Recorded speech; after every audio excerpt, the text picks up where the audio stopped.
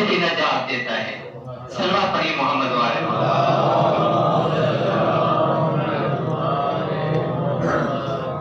عزیزان، جو زندگیاں بغیر تقویٰ کے گزر جائیں وہ زندگیاں انسانی زندگیاں نہیں بلکہ حیوانی زندگیاں ہیں. یہ ہمیں امام المتقین نے درس دیا ہے، کیونکہ ہمارے ائمہ معصومین جب بھی کبھی کسی گمراہ کو دیکھتے تھے تو بہت پریشان ہوتے تھے. ہم میں سے کسی کے پاس مال نہ ہو پریشان ہوتا ہے، کسی کے گھر میں کھانا نہ ہو تو پریشان ہوتا ہے، لیکن یہ پریشانیاں ہمارے ائمہ کی نہیں تھی.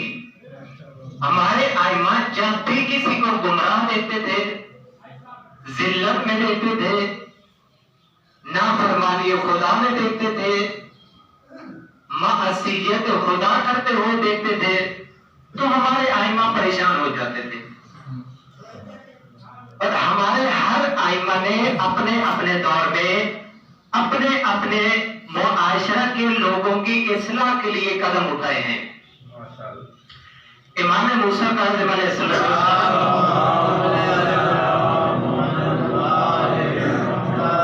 امام کا ایک مرتبہ بغداد کے بازار سے گزر ہوا، کیونکہ چند دن پہلے امام کی شہادت تھی.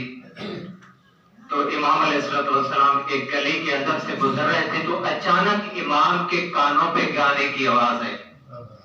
ابھی امام آگے نہیں گئے بلکہ رک گئے اور اس گھر کی قریب باہر آئیے. امام فرماتے ہیں یہ کس کا گھر ہے؟ اس نے کہا کیا؟ امام نے دوسرا سوال کیا، کیا فرماتے ہیں یہ کسی آزاد کا گھر ہے یا غلام کا گھر ہے؟ وہ کہتی ہے مولا آپ خود دیکھ رہے ہیں کہ رقص گانوں کی آواز آ رہی، اتنا بڑا محل ہے، یہ کسی آزاد کا ہی ہو سکتا ہے، غلام کا تو نہیں ہو سکتا. اب امام علیہ السلام نے ایک جملہ فرمایا ہاں واقعی یہ کسی آزاد کا گھر ہے. اگر یہ غلام ہوتا یعنی اگر یہ عبد ہوتا تو کبھی اس کے گھر سے گانوں کی آواز. اب یہ عورت واپس پلٹ کر گئی تو گھر کے حاکم نے پوچھا، یعنی بشرافی نے پوچھا اتنی دیر کیوں ہو گئی؟ اس نے کہا میں باہر گئی ہوں تو ایک عظیم شخصیت تھے، انہوں نے مجھ سے ایسے سوال کیا ہے اور میں نے جواب دیا ہے. اور پھر انہوں نے ایک جملہ کہا ہے کہ اگر یہ آزاد ہوتا، اگر یہ کیا ہوتا، غلام ہوتا، عبد ہوتا تو اس کے گھر سے گانوں کی آواز نہ آتی. یقین کیجیے اس مرد مومن کے اندر اس جملے نے ایک بہت بڑا انقلاب برپا کر دیا. کہتے ہیں میں تو سمجھتا ہوں یہ ہمارے امام موسیٰ کاظم علیہ السلام تھے اور واقعی وہی یہ جملہ کہہ سکتے ہیں. اب یہ دوڑا، پاؤں میں جوتا نہیں پہنا، سر پہ کپڑا نہیں پہنا، جلدی سے دوڑا اور ذہن میں یہی خیال کرتے ہوئے کہ میرے آقا اور میرے مولا نے کہا ہے اگر یہ عبد ہوتا، غلام ہوتا تو یہ کبھی اس کے گھر سے گانوں کی آواز نہ آتی. جلدی سے گیا، امام کے قدموں پہ ہاتھ رکھا اور کہا مولا آج مجھے معاف کر دو، آئندہ مجھ سے اس طرح گستاخی. اور روایات کے اندر ہے جب تک یہ زندہ رہا پاؤں میں جوتا نہیں پہنا. کسی نے کہا جوتا کیوں نہیں پہنتے؟ کہا جب میں اپنے آقا کے پاس معافی مانگنے گیا تھا تو میں نے پاؤں میں جوتا نہیں پہنا تھا.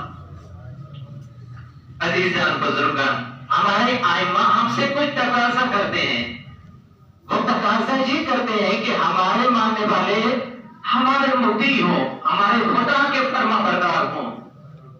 کیونکہ آج بھی ہم جس امام کے ظہور کا انتظار کر رہے ہیں وہ پتہ غیبت میں ہے، اور امام کے ظہور میں تاخیر کا سبب ماننے والوں کی نافرمانی ہے. کیونکہ امام فرماتے ہیں اگر ہمارے ماننے والے آمادہ ہوتے، تیار ہوتے تو کبھی ہم تاخیر نہ کرتے. کیونکہ امام جب بھی اپنے ماننے والوں کا کوئی گناہ دیکھتے ہیں، کیونکہ روایات کے اندر ہے ہمارے ائمہ معصومین کے پاس خصوصاً رسول خدا صلی اللہ علیہ وآلہ وسلم اور ہمارے